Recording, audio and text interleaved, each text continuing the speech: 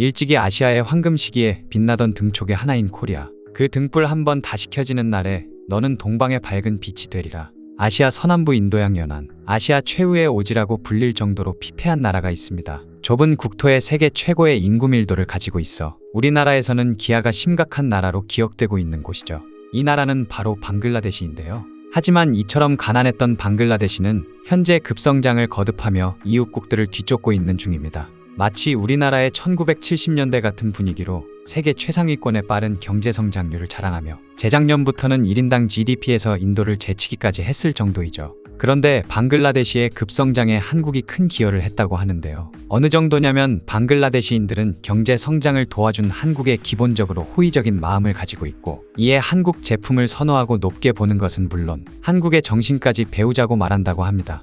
과연 방글라데시의 성장과 한국은 무슨 관련이 있을까요? 자세히 알아보겠습니다. 방글라데시는 1980년대까지만 해도 발전 가능성이 전혀 없는 심각한 수준의 빈곤 국가였습니다. 방글라데시는 연간 산모작 쌀 농사가 가능한 비옥한 땅을 가졌음에도 과잉인구, 문맹, 독재, 전쟁, 질병, 자연재해 등 온갖 재난으로 인해 대부분의 국민들이 절대 빈곤에 시달리고 비옥한 땅에는 기근이 드는 처참한 상황에서 벗어나질 못했죠. 그도 그럴 것이 방글라데시 면적은 1475만 헥타르로 1004만 헥타르 크기인 우리나라보다 1.5배 넓은 수준이지만 방글라데시 인구는 1억 5천만 명을 넘어가기 때문입니다. 우리나라도 인구 밀도가 매우 높은 편에 속하는데 우리보다 고작 1.5배 넓은 땅에 인구는 3배에 달하는 방글라데시는 인구 밀도가 세계에서 가장 최악인 수준으로 많은 인구수로 인해 온갖 문제들이 발생한 것인데요. 이에 외교와 국제관계 전문가이자 노벨 평화상을 수상한 전 미국 국무장관 헨리 키신저는 방글라데시를 두고 온갖 후진국 문제의 종합선물 세트 같은 나라라고 했을 정도이고, 방글라데시가 경제발전을 할 수 있다면 다른 어떤 후진국도 발전할 수 있다는 말까지 놔둘 정도였죠.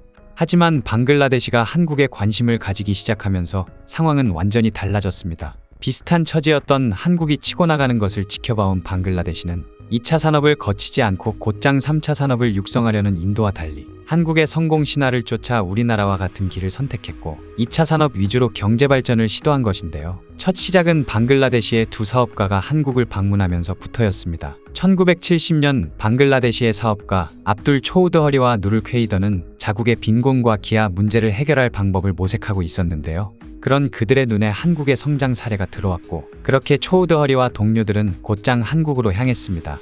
이 당시 우리나라는 의류 산업을 중심으로 성장하고 있었으며 의류 공장에서는 수천 명의 여성들이 재봉틀을 돌리며 고된 노동을 이어가고 있는 상황이었는데요. 한국을 방문해 이 모습을 본 압둘 초우드허리는 방글라데시 여성들 역시 이 일을 할 수 있을 것이라 여겼고 한국의 노하우와 투자를 받기 위해 움직였습니다. 이들은 대우그룹 회장과 면담까지 하게 되었는데 결국 대우의 방글라데시 의류 공장 투자를 이끌어내는데 성공했죠. 마침 우리나라도 미국과 유럽의 다자간 섬유협정이 체결되면서 섬유 제품 수출 물량에 제한이 걸려 해외에 공장을 지을 필요가 있었기 때문에 방글라데시 의류 공장 설립은 우리에게도 이득인 셈이었는데요. 이후 두 사업가는 128명의 방글라데시인을 데리고 한국을 찾아 대우와 함께 6개월 동안 훈련을 진행했고 많은 한국 기업들이 방글라데시에 공장을 설립하기 시작했습니다. 이때부터 방글라데시는 믿기 힘든 변화를 보이기 시작했는데요. 방글라데시 전역에 의류 공장이 생겨나기 시작해 무려 4,000여 개에 달하는 공장으로 늘어났으며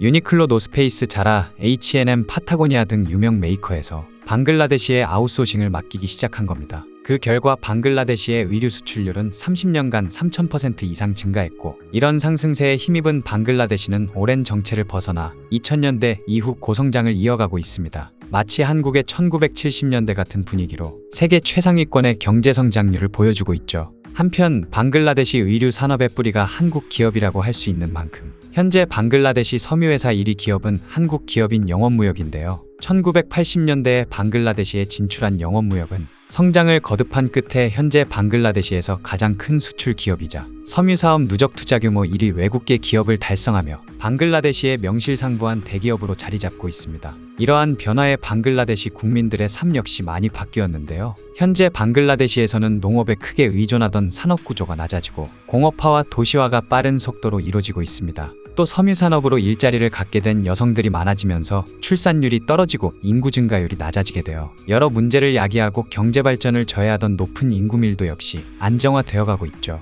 방글라데시 의류 산업에 한국 기업이 많은 기여를 하고 있다 보니 방글라데시인들은 기본적으로 한국에 호의적이라고 하는데요. 방글라데시에서는 현재 유행 중인 K문화와 K팝은 물론이고 삼성, LG의 전자제품부터 현대, 기아 자동차까지 인기가 있다고 합니다. 또 한국으로 일하러 가는 방글라데시인들도 많아져서 한국어를 잘하는 방글라데시인도 많아지고 있으며 이들을 중심으로 한국을 배우자는 목소리도 계속 나온다고 합니다. 일찍이 아시아의 황금 시기에 빛나던 등촉의 하나인 코리아. 그 등불 한번 다시 켜지는 날에 너는 동방의 밝은 빛이 되리라. 방글라데시 국민들에게 민족의 대문호로 추앙받는 인물이자 동양인 최초 노벨문학상 수상자인 라빈드라나트 타고르는 1929년 일본 방문 중에 이 시를 작성했는데요. 타고르는 방글라데시라는 국가가 탄생하기 전 인도에서 태어난 인도의 시인이자 사상가이지만 방글라데시인과 같은 벵골족이며 그의 노벨상 수상작도 방글라데시의 모국어인 벵골어로 쓰여져 방글라데시 국민들에게 무한한 존경을 받고 있는 인물입니다. 방글라데시의 국가 역시 타고르가 직접 지은 나의 금빛 벵골을 사용하고 있을 정도인데요. 이러한 민족의 대문호인 타르고의 말처럼